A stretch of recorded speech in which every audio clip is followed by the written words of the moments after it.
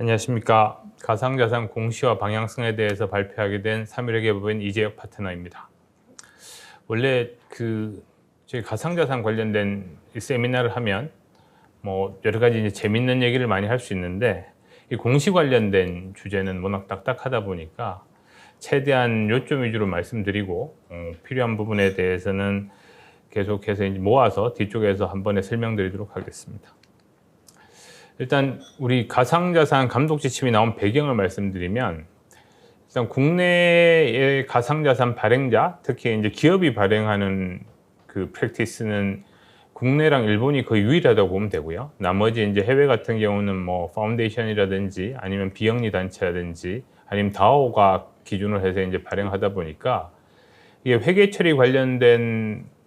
영향이라든지 이런 부분이 상대적으로 국내보다는 시급성이 이제 떨어지는데, 국내는 상장사들도 발행을 많이 하고 있고 보유도 많이 하고 있고, 또 우리 원화 기준으로 이제 피아트 거래 거래소로 보면 거래 규모가 우리나라가 이제 세계에서 탑을 달리는 수준이다 보니까 우리나라가 이제 선제적으로 가상자산 관련된 회계 처리 지침을 만들 필요가 있어서 이제 기준원에서 원래 이제 시작을 했고요. 기준원에서 이제 시작을 해서 IASB랑 협의를 해서 IFRS에 이제 회계 지침을 반영할 수 있는 방안을 이제 모색해 보려고 노력을 했는데, 일단 국제기준위원회에서 한국과에서 단독으로 지금 여러 가지 이제 이슈가 있어서, 워낙 저희 가상자산 관련된 부분은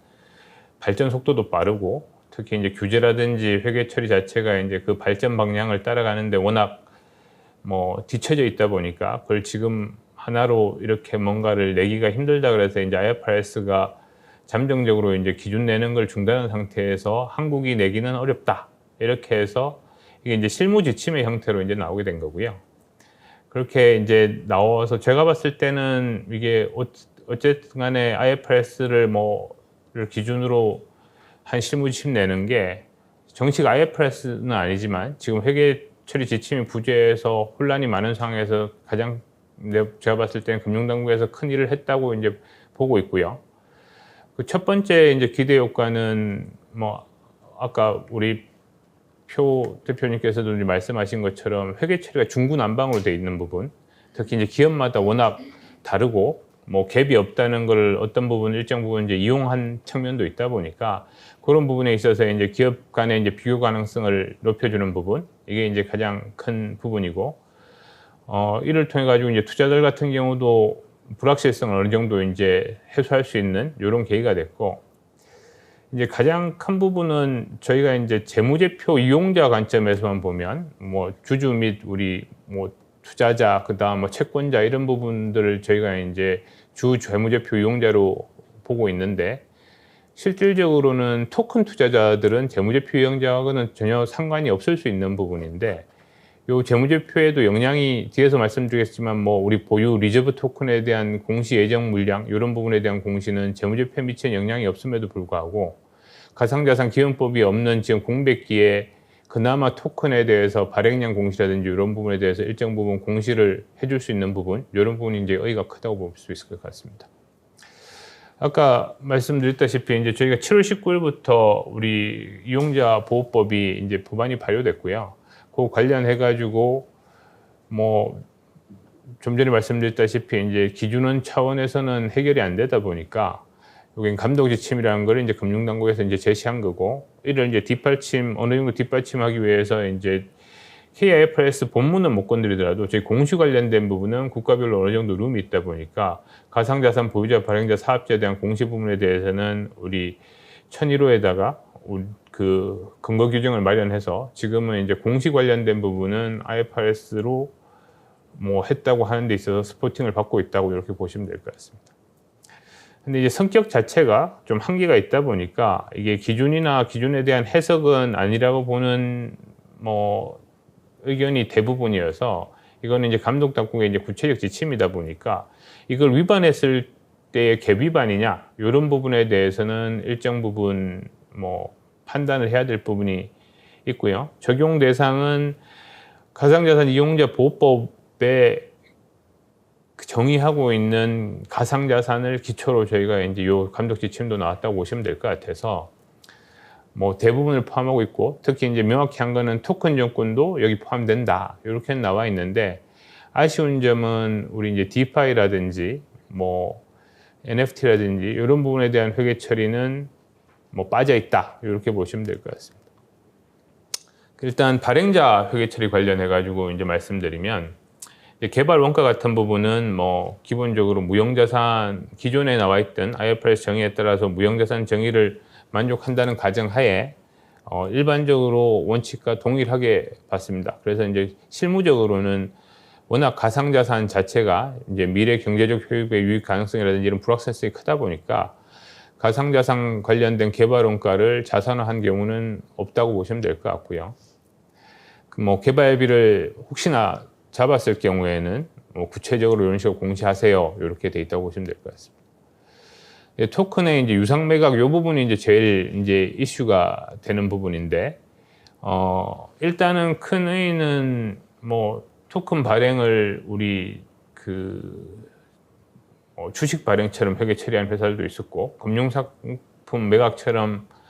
회계 처리하고 있던 회사들도 있었는데, 명확히 한 부분은 IFRS 15 수익 인식 기준을 적용하라, 이 부분이 이제 큰 의의가 있다고 볼 수 있고요. 그러다 보니까 어떤 기준서를 적용해야 될지는 좀 명확해졌다, 이렇게 보시면 될 것 같습니다. 그러다 보니까 이제 수익 기준서를 적용하게 함에 있어서는 수행 의무가 이제 가장 중요한데, 그러다 보니까 지금 뭐 어떤 규정은 없지만 회사들이 알아서 내고 있는 백서의 수행 의무에 대한 부분이 판단에 있어서 매우 핵심적인 요소로 이제 작용하게 됐고, 이러다 보니까 과거에는 백서 뭐 버전 1.0, 2.0, 3.0 이런 식으로 회사 니즈에 맞게, 또 에코시스템 변화에 따라 가지고 회사 백서가 계속해서 이제 뭐 큰 규제 없이 업데이트되고 있었다고 보면,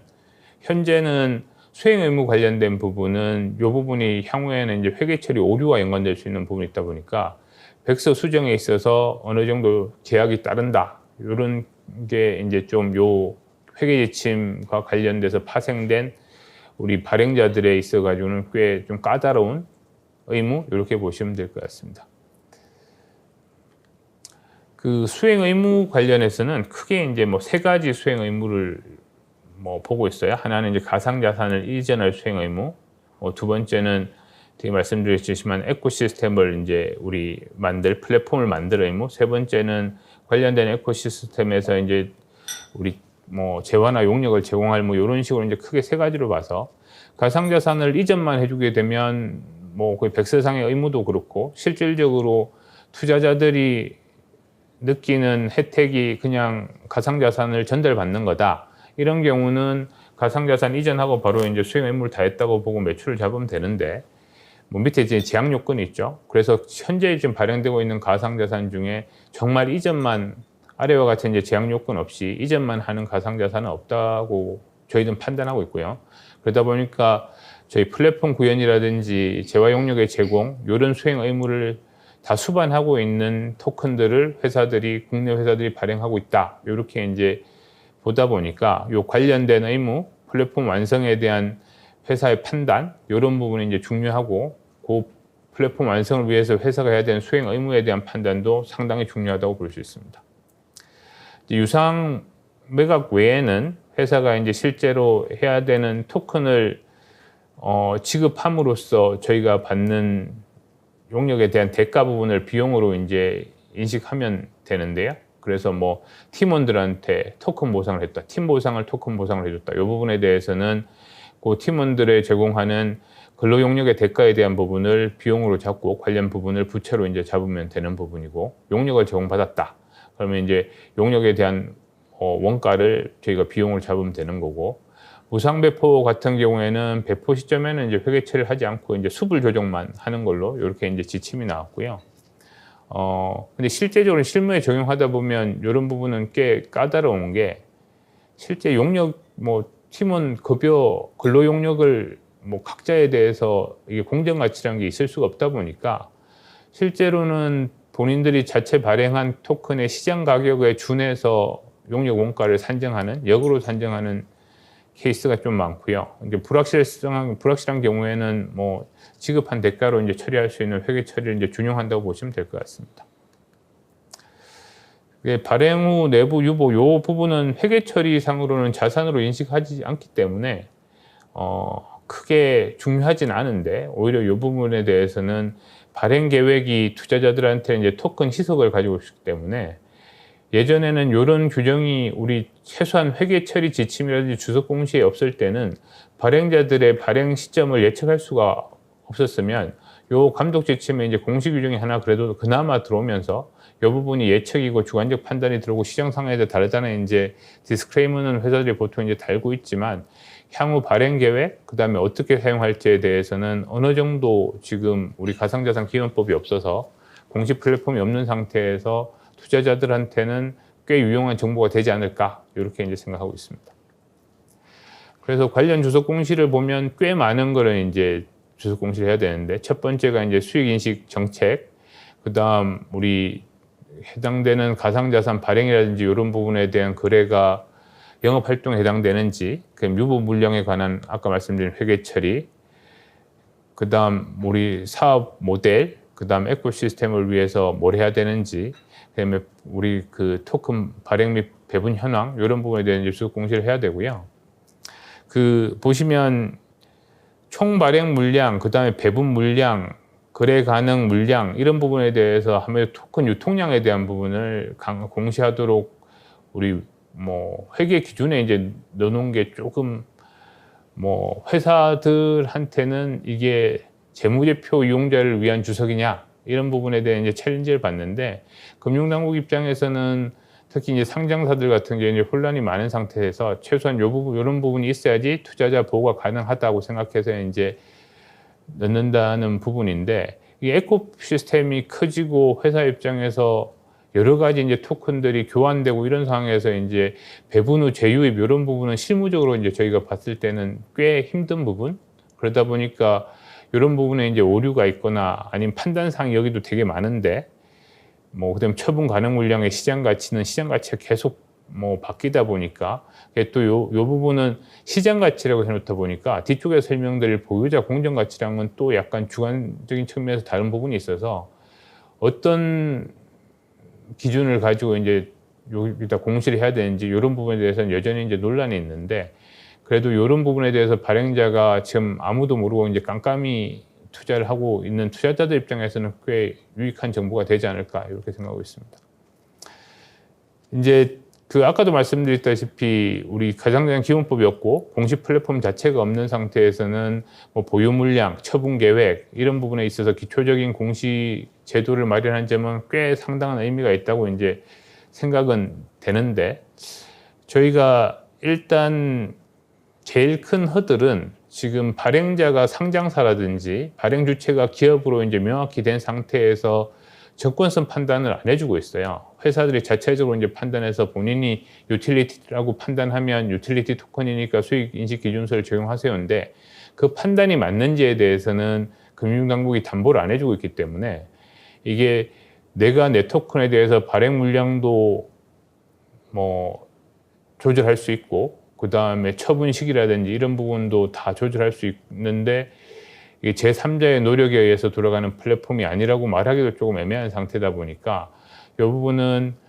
뭐 뒤쪽에서 말하는 이제 탈중앙화, 그 다음에 이런 부분하고 묶여 있었기 때문에 판단에 좀 뭐 계속해서 회사가 이제 주도적인 역할을 하는 토큰 같은 경우는 향후에 이제 가상자산 기본법이라든지 정권성 판단에 대한 부분이 고도화되면 과거 회계 처리가 이제 챌린지 받을 수 있는 이런 부분이지 않을까, 이렇게 생각합니다. 백서상 우리 탈중앙화 이런 부분, 뭐 재단화 이렇게 하겠다는 부분이 있는데, 이런 부분에 대한 이제 고려 없이 무조건 발행을 하면 일단 공시를 하세요, 이렇다 보니까 지금 이제 재단으로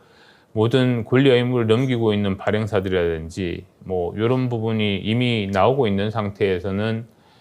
이게 공시 의무가 어디까지 있는지, 그럼 갑자기 제가 재단에 넘겼어요 이렇게 하고 나서부터는 우리 보유 물량이라든지 처분 물량에 대한 의사결정 권한이 없다 보니까 공시 안 하는 게 맞는지, 이런 부분에 대해서는 논란이 계속되고 있는 부분이 있는 것 같고요. 그 다음에 이제 형평성 측면에서 우리 디파이라든지 비예감 대상, 뭐 저희 국내 김치 토큰 중에서도 법인 형태가 다양하게 이제 발행하고 있고, 특히 이제 국내에서 발행을 못하기 때문에 이제 해외에 있는 우리 로케이션에서 발행을 하는데 그 준거법 자체가 다양하기 때문에 그게 이제 회사인지 재단인지 뭐 싱가포르 같은 경우도 우리 비영리 재단 자체가 이제 3개 카테고리로 나눠지는데 어떤 형태로 발행하고 있는지 그런 회사들은 국내 모회사가 없는 경우에는 아예 발행 공시 의무가 없다 보니까 형평성 측면에서 그 다음에 토큰 이용자 측면에서는 비호강성이 상당히 제외되는 부분 이런 부분이 있다고 보시면 될 것 같습니다. 일단 회계 처리 측면에서는 아까도 말씀드렸지만 15호 기준서를 적용한 부분 해야 된다는 부분에 있어서는 가이드는 이제 명확해진 것 같고요. 그러다 보니까 백서 관련된 부분은 이제 중요하게 됐고 백서 내용에 대한 판단 근거, 특히 이제 수행 의무에 대한 판단 관련해서는 회사랑 감사인이 계속해서 이제 충돌이 생기지 않을까 이렇게 이제 이런 부분이 조금 앞으로 풀어야 될 문제 이렇게 생각하고 있습니다. 이제 보유자 회계 처리는 그나마 좀 우리 레퍼런스가 있는 회계 처리여가지고 여기서 이제 말씀드리는 사항은 국제회계 기준에서 이플리그에서 해석서로 낸 부분하고 동일하다고 보시면 될 것 같습니다. 뭐 일단 그 단기간에 거래를 목적으로 하는 토큰을 보유하고 있는 기업들은 대량 거래를 목적으로 하는 기업들은 재고 자산으로 분류하고 있고요. 나머지는 무형 자산으로 이제 회계 처리해야 된다. 이게 이제 원칙으로 보시면 될 것 같고, 토큰 증권은 실제로 이제 등록을 하고 샌드박스 규제 하에서 나온 거긴 하지만 우리는 증권으로 보기 때문에 그 부분은 이제 금융상품 기준서에 따라서 회계 처리하면 된다. 이렇게 보시면 될 것 같습니다. 그 최초 취득 관련해 가지고는 우리 유상 취득은 직접 관련된 원가, 그 다음에 플랫폼에서 이제 운영 체결한 부분에서는 관련된 원가, 그 다음에 제3자가 우리 스마트 컨트랙트 계약에 따라 가지고 노드 보상 받고 이런 부분에 대해서는 토큰의 공정 가치로 이제 회계 처리할 수 있는 이런 부분에 대해서 이제 가이드가 이제 나왔다고 보시면 될 것 같고요. 그 무상 수령에 대해서는 취득원가를 이제 0으로 인식하는 부분에 대해서 명확해줘서 에어드라이브라든지 하드포크라든지 이런 부분에 있어서 무상으로 인식하는 부분은 일단은 취득원가는 0으로 계상하도록 이렇게 가이드가 나왔다고 보시면 될 것 같습니다. 후속 책정은 재고자산 같은 경우는 순공정가치라는 공정가치에서 매각 부대 비용을 이제 빼는 부분, 그 다음에 이제 무형자산 같은 경우는 그 재평가 모형을 이제 적용한다고 보시면 될 것 같고요. 아니면 원가법이나 재평가 모형 중에 이제 두 가지를 선택하면 되는데 실제 이제 회사 프랙티스로 보면 이미 우리 크립토 윈터를 겪으면서 감액이 일정 부분 된 부분이라 감액을 회복하는 부분은 다 이제 저희가 손익계산서에 이제 반영되는 부분이라서 감액도 손익계산서고 감액에 대한 회복도 향후에 샀던 원가까지는 P&L에 반영된다고 보다 보니까 실질적으로는 무형자산으로 우리가 이제 회사 회계 처리하더라도 가상자산의 시세 변동 자체가 재무제표에 손익에 영향을 미치는 이런 효과가 있다고 보시면 될 것 같습니다. 우리 토큰 증권 같은 경우는 금융상 기준서 따라 가지고 기타 포괄 손익 공정 가치로 이제 처리하든 아니면 회사가 단기 손익으로 지정하든 하면 그 부분에 따라서 회계 처리하면 될 것 같습니다. 처분하게 되면 지금은 회사 이제 주요 사업 목적에 해당되는지에 따라서 이제 영업인지 영업외인지 이렇게 이제 판단하시면 될 것 같고요. 그래서 이제 보유자 회계 처리는 뒤에 이 표 보시면 알겠는데 엄청 헤비하게 지금 보유자들이 이제 보유 취득 경로라든지 시세라든지 평가라든지 계정 분리 어떻게 했는지 그 다음에 처분 현황도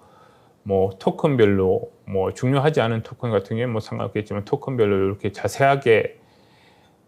주석 공시를 하도록 이제 요구하고 있어서 주석 공시만 보더라도 이제 보유자 입장에서는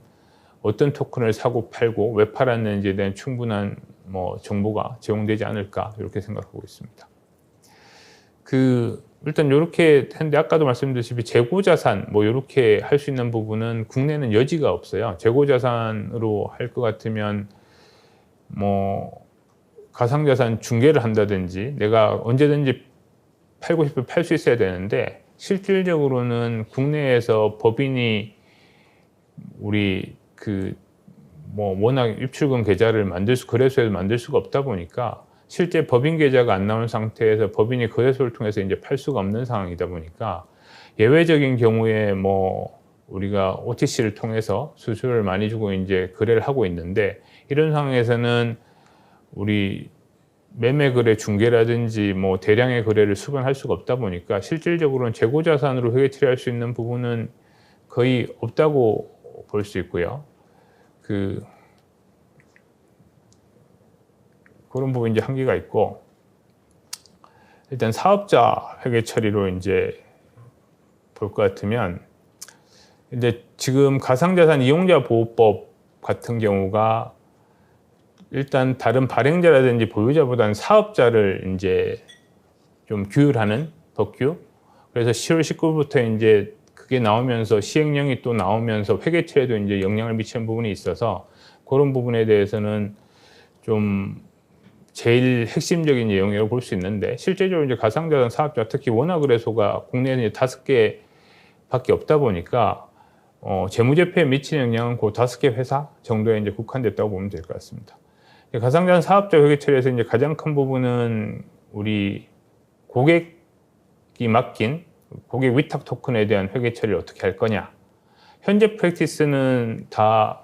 재무제표에서 저희가 이제 온북, 오프북 이렇게 얘기하는데, 재무제표에 반영하지 않고 주석으로만 공시하고 있는 상황인데, 우리 2022년에 이제 SEC에서 스텝 리포트가 나오고 나서 미국이 일단 미국 가상자산 거래소들이 다 총액으로 고객 자산에 대해서 자산 부채를 잡고 있다 보니까 국내도 이제 IFRS 상으로도 이 부분에 대해서 어떻게 판단해야 될지 이런 부분에 대해서 논의가 이제 계속되고 있고요. 위탁 토큰 회계 처리 관련해 가지고 지금 가이드는 우리 유럽 재무보고위원회 애플렉이라고 얘기하는 그 부분에서 이제 낸 경제적 통제에 대한 가이드를 저희도 이제 준용하고 있어요. 경제적 통제를 회사가 가지는지 아니면 고객이 가지는지에 따라 가지고, 회사가 가지게 되면 고객 토큰까지 다 재무제표에 반영해서 자산 부채를 동시에 잡는 거고, 고객이 가지게 되면 현재 지금 회계 처리 프랙티스처럼 우리 회사는 회사 보유 토큰만 재무제표에 잡고, 아니면 고객의 위탁 토큰은 그냥 주석으로만 공시하는 이런 상황인데, 판단 기준이 뭐 크게 보면 첫 번째가 이제 고객과의 관계가, 계약 관계가 어떻게 되는지, 사적 계약. 저희 이제 보통 이제 거래소도 이제 약관으로 보는데, 약관이 크게 이제 뭐 중요한 정보를 담고 있지 않다 보니까 약관으로 이제 판단하기 어렵고, 제일 좋은 거는 이제 우리 가상자산 기원법이라든지 이런 부분에서 뭐 법률이 나와서 책임에 대한 소재, 그래서 가상자산 고객 토큰의 책임도 무조건 다 회사가 진다. 이렇게 되면 이제 부채를 인식해야 되는 부분이 있다 보니까 명확해질 텐데, 아직까지 관련된 법률이 없는 상황에서 이제 회사가 자율적으로 이제 판단해야 되고요. 세 번째, 이제 유럽 재무보고위원회에서 이제 좀 중요하게 보는 부분이 고객 토큰을 어떻게 관리하고 있는지, 그리고 관리 보관 수준이 높은지 낮은지에 따라 가지고 고객 토큰에 대한 온북 여부 이런 걸 이제 판단할 수 있는데, 아까도 말했지만 뭐 사적 계약의 법률 규정 이런 부분 없다 보니까 판단이 상당히 이제 제약적이고요. 토큰에 대한 관리 보관 수준은 이제 개인키 분실을 통해서 이제 예치된 토큰을 회수할 수 없는 경우에 누가 책임을 지는지. 근데 실질적으로는 뭐 아무리 듀케어를 했는데 뭐 그 다음에 콜드 월렛에 했다. 뭐 조금 있다가 우리 커스티디 업체에서 뭐 말씀을 주시겠지만, 커스티디 업체에 이제 예치를 했는데 혹시나 문제 생기면 그러면 책임이 없냐, 이런 부분에 대해서 누구도 아직까지 이제 판단 안 해주기 때문에 이런 부분도 저희가 이제 회계 처리할 때 고려는 하되, 뭐 총액 순액 판단의 절대적 기준은 될 수 없다고 이제 보시면 될 것 같고요. 다른 고려 사항들도 아직까지 불명확하기 때문에 회사 이제 판단이 되게 중요하다고 보시면 될 것 같습니다. 그 부분에 대한 한계점은 이제 뒤에 설명드리고요. 자기 소유 토큰의 회계 처리는 뭐 일반적으로는 대부분 다 무형자산으로 회계 처리하고 있다고 보시면 될 것 같고, 향후에 이제 우리 뭐 법인 계좌라든지 특히 이제 거래소들의 본인 계좌를 허용해줘서 본인 뭐 거래소에서 일정 부분 중개 기능이라든지 거래 기능이 가능하다, 이렇게 되면 이제 재고 자산으로 회계 처리할 수 있는 길도 열리지 않을까. 근데 당분간은 힘들 것 같다고 볼 수가 있습니다. 힘들 것 같이 보입니다.